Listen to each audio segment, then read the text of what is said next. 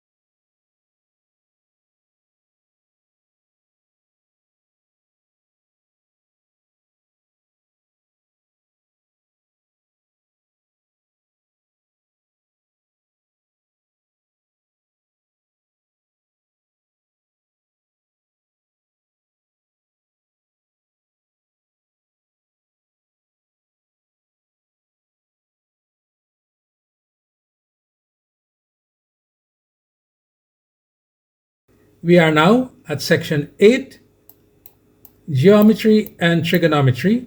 This is the 8th of 24 videos from this section.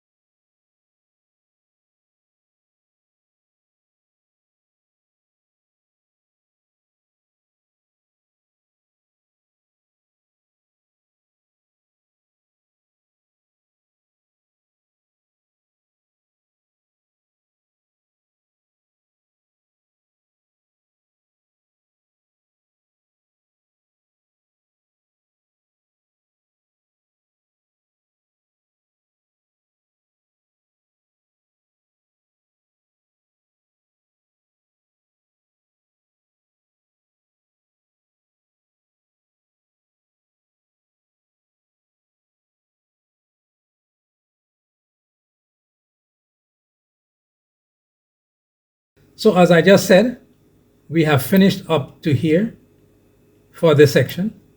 Those two are published in their entirety, the others partially. We are here, 8_4. When it is finished, it will be published partially. As it relates to how the rest of the objectives in this section will be published, this is what it looks like. Some others, 6 others, will be published in their entirety and the rest partially. So let's get back to objective 4 in section 8, geometry and trigonometry. It says identify the type or types of symmetry possessed by a plane figure. And then it lists lines of symmetry and rotational symmetry, and related to rotational symmetry, order of rotational symmetry. So 2 types of symmetry are listed there. There are 4. We will actually study 1 more. So we'll be looking at 3 types of symmetry. Your syllabus requires 2. There are 4. So what do we mean by symmetry of a plane figure? To begin with, what is a plane figure? It is a flat shape with or without a pattern in it, any flat shape. So that octagon there is a plane figure, and so is this pentagon. So are these 4 tiles, even though they have patterns, and these 9 tiles with a different type of pattern. Flat shape over here with no pattern, it's a plane. Over here, you have flat shape with a pattern, it's a decorative plane. And the same thing applies here. The plane shape with pattern may limit the total number of lines of symmetry, as we will find out. Now we need to talk about lines of symmetry. And to do that, we need to know about the three types of symmetry. And as we go along, we will find out about lines of symmetry. First of all, there is translational symmetry. Sliding a figure a certain distance along a line in a specific direction keeps it unchanged, common in patterns. For example, if we take this hexagon here, pattern, we draw a line, a blue line there, we are going to slide it from A to B, like that. Notice nothing changes except its position, both in terms of direction and distance. Every aspect has a one-to-one mapping, every single thing. Now, your syllabus mentions translate and translation, and it gives you a definition. It says to translate in a tessellation, to translate an object means to repeat it by sliding it over a certain distance in a certain direction. Remember, repeating it continuously. Whereas translation is a rigid motion of the plane or space to form x, where x goes to x plus v for a fixed vector. So besides the fact that that is a verb and this is a noun, this one here is plural, deals with plurality, multiple copying, and this one here just deals with one. But basically they are the same thing. Don't bother about that too much. A tessellation, pronounced tessellation as in desolation, is a pattern of one or more geometric shapes or tiles that covers a flat face, which is a plane, without any gaps or overlaps. These shapes, often polygons like triangles, squares, and hexagons, fit together perfectly and can repeat indefinitely. Tessellations are used in art, mathematics, nature, with example ranging from honeycomb structures to mosaic. And here is a picture of a tessellation. You will notice the pattern repeats itself many times. So it's more like plural, whereas translation, we will be dealing with just one of these things, say that one moving from there to over here. So let's look at another translation. We just move that pentagon from A to B. We can move it along another line, say along that red line, to C. If we do that, we get this. Every single point on C corresponds with every single point on A. Every aspect has a one-to-one mapping. Now, the question is, how many such points, both in terms of distance and direction, can exist? We had B here, we have C here. The answer is an infinite number. Infinite means having no end, not indefinite. So how far can we go along that red line? We could go out to infinity. And how many such lines do we have around the circle? Well, an infinite number of lines. You could go every degree and divide the degree into minutes and divide the minutes into seconds and divide each second into millions of directions. So, an infinite number. So when you come to translational symmetry, how many such translations can be made? An infinite number. Next, we will talk about reflection or line symmetry. There is a line along which the shape can be folded over exactly onto the other half. It's a mirror image. So consider the isosceles triangle at left, this one here. Where can you draw a line on it that if folded along that line, one side will fit exactly onto the other side? And of course, a line coming straight down here. Notice you could fold over this left side onto that right side along that line A. So that is called a line symmetry or a reflection symmetry. There is no other such line.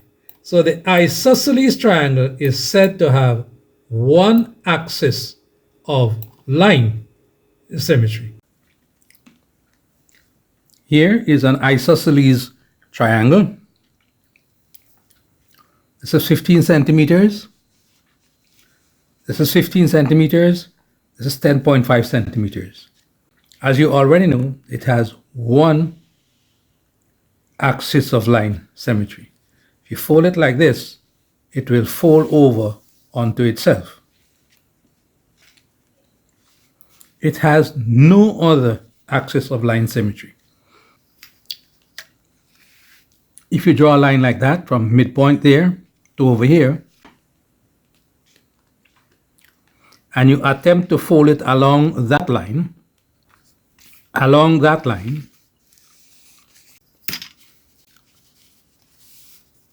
you can clearly see it's not folding onto itself. This top is not mapping onto this below if you do that. So this isosceles triangle has one axis of line symmetry. Consider the kite. Where on that shape can you draw a line that if folded along that line, one side will fit exactly onto the other side? And it is from up here to down here, that blue line. This left half here, you could fold it over on that blue line and it would match exactly into that right half. Now there is no other such line. The kite is said to have one axis of symmetry. This is a kite. 14 centimeters here, 9 centimeters here. You already know that it will fall along that diagonal there, fold onto itself. One half will map onto the other half. It doesn't make sense to try it here because, as you could see, that is a much smaller triangle than this. So this kite has one axis of line symmetry. Now let's consider the rectangle at left. This rectangle here. Where can you draw a line on it that if folded along that line, one side will fit exactly onto the other side? So yes, that blue line will do it. The left side will fit onto the right side. And also this purple line here, the below half, will fit onto the top half. So there are two such lines. So this rectangle has two axes of symmetry or line symmetry. Let's look at a rectangle. This length here is 10.5 centimeters. This width here is 8.5 centimeters. You already know that it has two axes of line symmetry. This one and that one. If I fold it along that line there, it will fold onto itself neatly. This right half will map onto the left half like that neatly. Or I could go this way. This below half onto the top half like that. It folds onto the other half. So this has two axes of line symmetry. This one here and that one there. Let's consider this letter H here. Where can you draw a line on it that if folded along that line, one side will fit exactly onto the other side? It will be a reflection of the other side. And you have this purple line going across here. As you can see, the top half can fold into the below half or the other way around. That's one.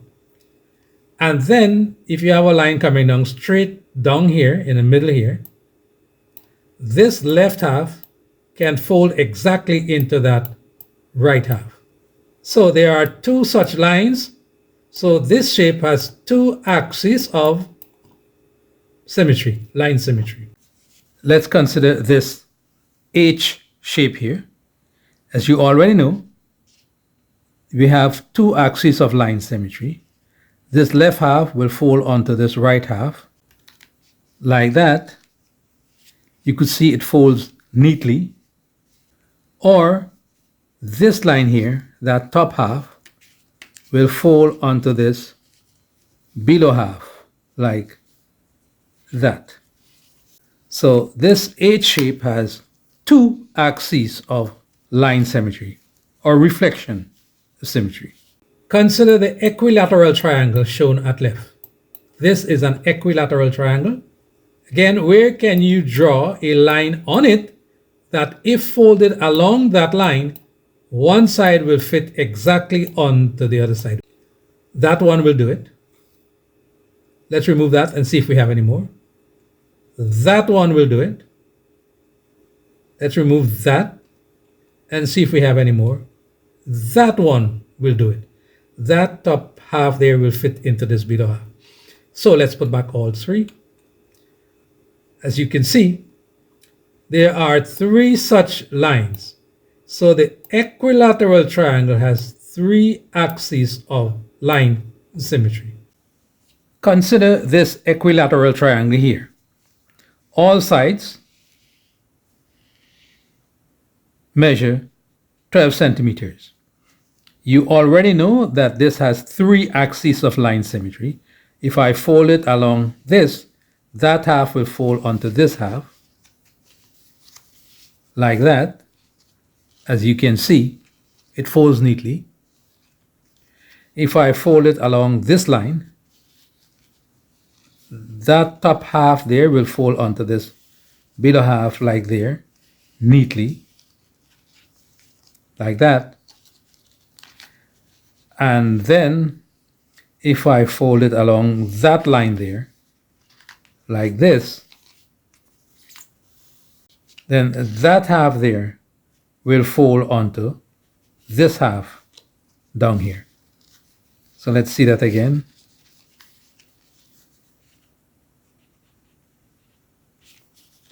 One,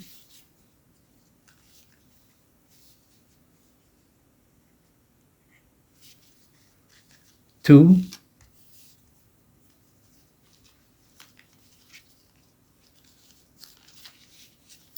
and three.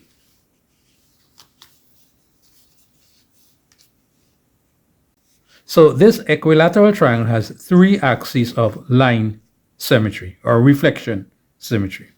Consider the square on the left. This square here. Where can you draw a line on it that if folded along that line, one side will fit exactly onto the other side? Well, there is that line coming down there.